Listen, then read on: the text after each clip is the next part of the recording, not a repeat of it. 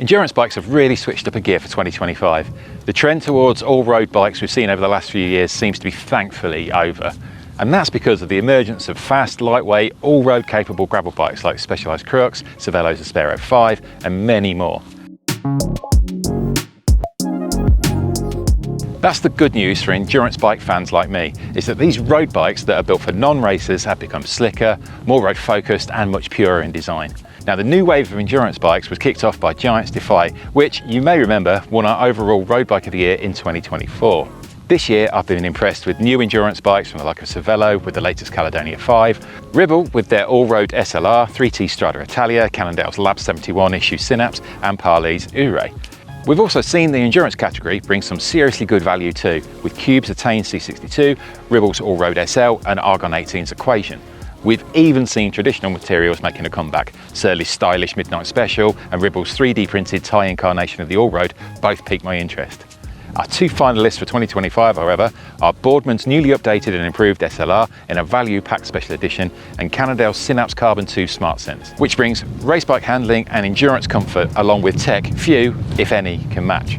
Now, before we get started, thanks to AutoTrail for sponsoring this year's Bike of the Year test. We'll tell you more about AutoTrail's adventure-ready camper vans later in the video. The original Boardman SLR was very much a race bike, but as the model has matured, it has moved further into the endurance sphere. A more accommodating ride position and geometry, plus lots of practical touches, have made it a much more rounded machine. At the same time, Boardman have integrated more aerodynamics and kept the weight low, with claimed weights for the frame and fork of 995 grams and 450 grams respectively. The aero improvements are claimed to be worth a 24-second saving over the old bike, though that's at 50 kph for 32 kilometres. That's 20 miles at 31 miles per hour in old money. That's impressive stuff for a bike that can accommodate 36mm wide tyres or 32s with mudguards. It's a similar story with the Synapse, which was originally conceived as Cannondale's specialist bike for the cobbled spring classics.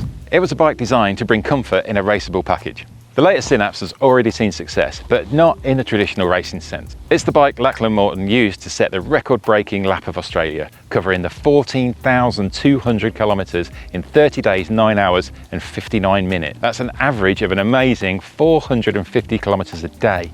The Synapse comes equipped with integrated lights and a rear radar light combo. It also gets lots of practical details like class-leading tyre clearances of 42mm. There's also mudguard fender eyelets and a down-tube storage compartment that also houses a central battery. The battery powers both the lights and the SRAM Axis drivetrain. The Synapse combines these practical elements with a new frame design that brings much of the aero thinking from the Super 6 Evo.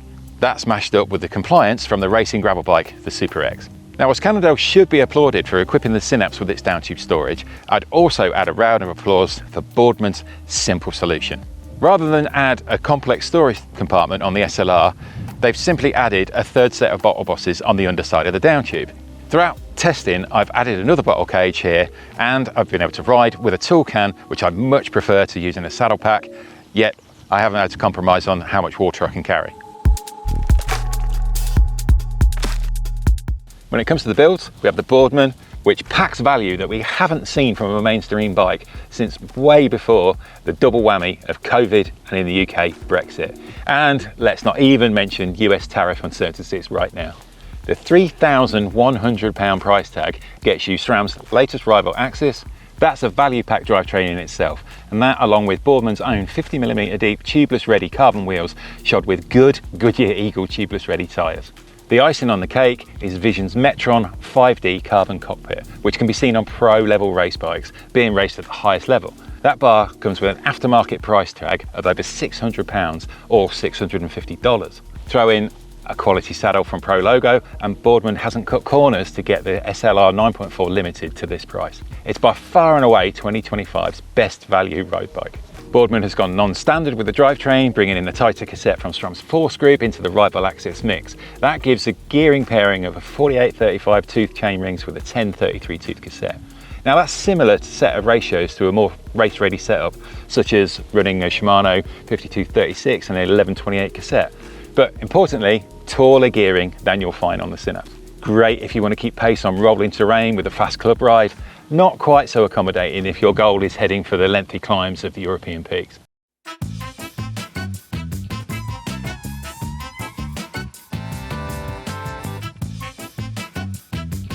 Before we go any further, I'm going to take a minute to tell you about Auto Trail and the Expedition 68, a purpose-built camper van for cyclists. This year's Bike of the Year couldn't have been possible without the support of Auto Trail, the UK's leading motorhome and camper van manufacturer. Auto Trail has more than 40 years of experience, pushing boundaries, embracing cutting-edge technologies, and designing solutions to enhance the van life experience. And the good news for you as a rider, Auto Trail's Expedition 68 range is designed with road cyclists in mind. The range includes 3 models, all with an integrated bike garage and pull-out bike trays. It's a no-compromise camper van for cyclists who want to head out onto the open road to explore new terrain and with convenience and comfort. With a 140 brake horsepower engine as standard, 200-watt solar panels, a 75 amp-hour leisure battery and a pop-top roof option, the Expedition 68 is designed to unleash your sense of adventure. Head to autotrail.co.uk for more information or click the link in the description. Thanks again to Auto Trail for sponsoring this year's Bike of the Year test. Now, back to the video. Cannondale Synapse Carbon 2 SmartSense also brings a superb specification, albeit not with the same value for money as Boardman's Exception. But compared to similarly priced rivals, it's no slouch value-wise. Cervelo's equivalent Caledonia 5 with Ultegra Di2 is £150 more at £7,400, whilst Specialized Roubaix SL8 Pro with Ultegra Di2 is more still at £8,000. Trek Domani SLR7 with a force axis group is £7,450, though that does get a power meter. For the Boardman SLR 9.4 Limited, it doesn't really have any rivals for value. Trek offers the Gen 4 SL7 Domani at £3,900 with Shimano 105 Di2. A Specialized Roubaix for £3,250 gets a 1x SRAM Apex Access Group set and alloy wheels. Cannondale Synapse Carbon 5 at £2,995 has alloy wheels and a mechanical Shimano 105 group. Canyon comes close with the Enduro CF7 with Shimano 105 Di2 and DT Swiss carbon wheels for £150 more. Even the Masters of Value Ribble can only offer the all-road SL with Shimano 105 Di2 and alloy wheels for similar money. Back to the Synapse. It's built around SRAM's force access group set, which offers shifting and braking performance that's Red's equal, but only weighs 141 grams more for significantly less money. Personally, I'll leave Red to the Pro Tour and I'll stay with Force every time. The Synapse rolls on a combination of solid performing Vittoria Rubino TLR tyres wrapped around Reserve's 42/49 turbulent aero carbon wheels. A great saddle from Physique sits on top of a carbon seat post, and up front, a stem that integrates seamlessly with the frame holds onto a well-shaped, comfortable alloy bar. The Synapse is built from good, solid stuff.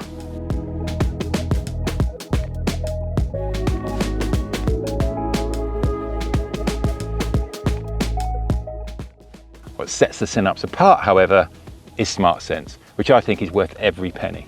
The system combines with Cannondale's app to allow you to register your bike for both warranty and security, set up preferences on the lights and the radar, the wheel-mounted speed sensor, and monitor the system. It'll show you battery levels on both bike and speed sensor, let you know what settings you're running on the lights, radar, and identify any connectivity issues. Now, I'm fully on board with the idea of using the SmartSense lights for daytime running duties. Now, we all have daytime running lights on our cars, so why not do the same when it comes to bikes? We are inarguably more vulnerable road users, and the same goes for that rear radar. I'm a full convert to using the radar on the road. Having that indication of a vehicle fast approaching on my GPS screen is a real safety boon. The SmartSense rear radar gives me a real-time graphic of the vehicles approaching from the rear, with the colour coding to represent the speed of their approach. It makes riding on the road safer, adds confidence, and I'm not sure I'd want to be without one for road riding on busier routes. The beauty of SmartSense, when it's integrated this well, is there are no cumbersome brackets to fit or misplace when it comes to fitting lights. For winter, there's only a single battery to charge, either on the bike or off. Combine the SmartSense data with SRAM's data-rich access ecosystem, and the Synapse Carbon is a bike born of the 21st century. Both bikes have geometries that take a huge influence from racing, with Boardman going further into the race road position with a longer reach and a lower stack than its predecessor. The stack and reach are lower and longer than the Synapse, but when it comes to length, it's only a single millimetre longer. The Synapse's fork trail is a millimetre shorter too, but both deliver great handling when it comes to the steering responses. Both bikes also deliver impressive comfort, and they get that from the shift towards larger volume tyres, 30mm on the Boardman and 32 on the Cannondale.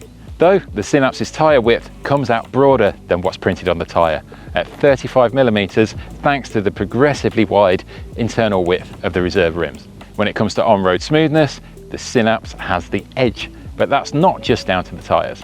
I tried switching the wheel sets over on both these bikes as they're both running SRAM, and even with the skinnier rubber, the Synapse had a more refined ride quality, both through the bars and through the saddle.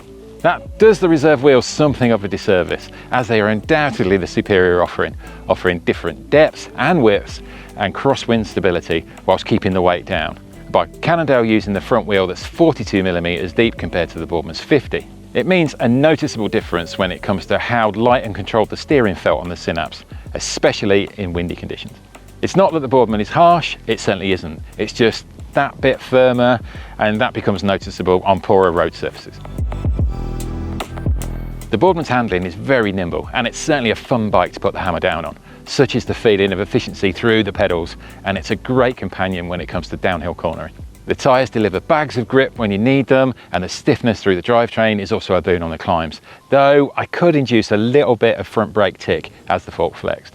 The cockpit on the Boardman is superb. The Vision Metron 5D has a great shape that's ideal for when you're down in the drops, with a top section that's aerodynamically designed, and as a bonus, great to hold too. The Synapse has a more modest bar, though it's also from the Vision stable, so it shares the same excellent mid-drop shape and that subtle flare. It also has a similar tactile, comfortable top section, though without the panache of a slick carbon one-piece on the SLR. The Synapse has handling that's quick, yet it's stable. It inspires confidence when the going underfoot is less than optimal. On broken tarmac and undulating surfaces, the Synapse is very sure-footed, and it's that sure-footedness that is matched by the comfort levels that set the standard for the modern endurance bike. Here, when riding on the limit, the Synapse edges the Boardman. It has that more refined road manners, and it just makes for a more confident bike. The Synapse has quickly become one of my favourite bikes to head to the hills on too. Out of the saddle attacks on steep ramps, it just feels race bike responsive, yet when you just sit in and concentrate on your cadence, its smoothness translates into an overwhelming sense of efficiency. It just feels like all my efforts are driving through the rear wheel, with nothing going to waste. In comparison, the Boardman's efficient power delivery makes it again a solid climbing tool. It's just with the racier gearing, only stronger climbers will get the full benefit. For the rest of us, well, I'd be wanting that extra lower range that the Synapse can offer. If our Endurance Bike of the Year title was solely down to value for money, then Boardman's SLR 9.4 would absolutely romp home. It's £3,100 price tag with this specification and this ride quality in what are price-sensitive times is unbelievably good. To put into context, that before the disruption we've seen over the last decade with the global pandemic and Brexit on UK shores, the 9.4 Limited would have been exceptional value back when all the brands were enjoying much more retail value. Boardman deserves huge praise for the package they've managed to put together here. If you're tempted by the value and performance, I wouldn't hang around, as I can't see this special edition limited spec being in stock for long.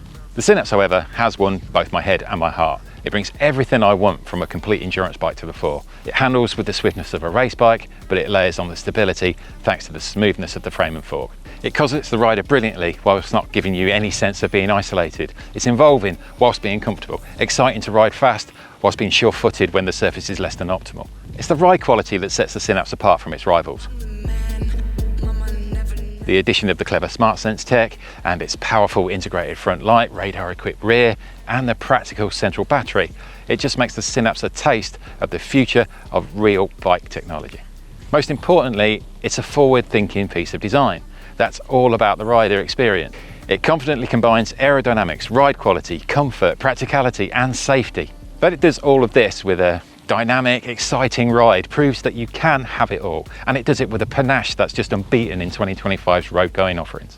As ever, let us know what you think in the comments. Don't forget to like and subscribe, and if you want to see some more, there's plenty more here.